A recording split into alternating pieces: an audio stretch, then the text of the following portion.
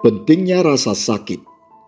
Bahwa aku tertindas itu baik bagiku, supaya aku belajar ketetapanmu.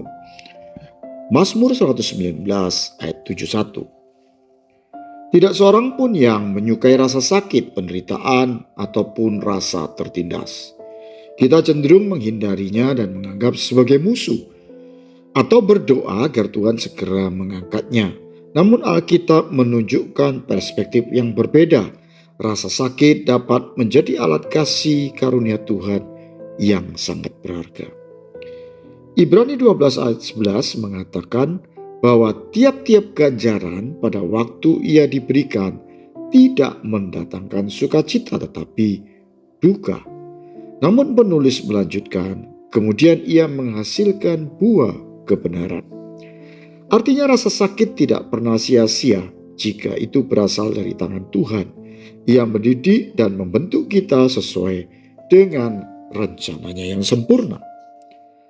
Yakobus 1 ayat 2 sampai dengan 4 juga mengajak kita untuk menganggap sebagai suatu kebahagiaan apabila kita jatuh ke dalam berbagai pencobaan. Mengapa? Karena itu akan menghasilkan ketekunan, kedewasaan rohani, dan kehidupan yang utuh. Penderitaan dapat menjadi tempat terbaik untuk membangun karakter sejati, kesabaran, pengendalian diri, iman, dan pengharapan yang kokoh. Rasul Paulus memberi contoh nyata ketika ia berdoa agar duri di dalam dagingnya diangkat oleh Tuhan. Namun Tuhan menjawab, "Cukuplah kasih karuniaku bagimu, sebab justru dalam kelemahanlah kuasaku menjadi sempurna." 2 Korintus 12 ayat 9. Alih-alih menjadi pahit, Paulus justru memandang kelemahannya sebagai tempat kasih karunia Tuhan bekerja paling nyata dan paling indah.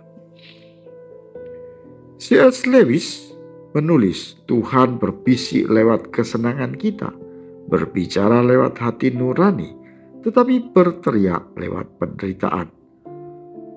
Itu adalah megafonnya untuk membangunkan dunia kita yang tuli.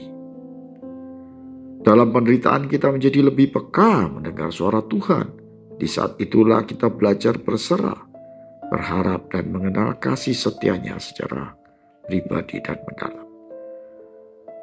Tuhan terkadang mengizinkan rasa sakit bukan karena ia tidak mengasihi, melainkan karena ia sedang melindungi, menguatkan, dan memurnikan kita. Sama seperti dokter harus menyayat luka untuk menyembuhkan infeksi, begitu juga Tuhan bekerja melalui penderitaan untuk menyelamatkan kita dari hal-hal yang lebih membahayakan. Jangan buru-buru berdoa agar penderitaan diangkat. Berdoalah agar melalui penderitaan itu kita makin mengenal Kristus dan dipenuhi oleh kekuatannya. Karena di balik luka ada maksud surgawi yang mulia. Penderitaan yang kita alami saat ini mungkin tidak langsung membawa jawaban, tetapi selalu membawa pelajaran.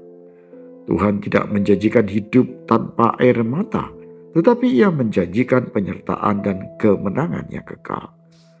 Justru di dalam penderitaan kita belajar berjalan lebih dekat dengan Tuhan dan menemukan kekuatan yang tidak kita miliki sebelumnya.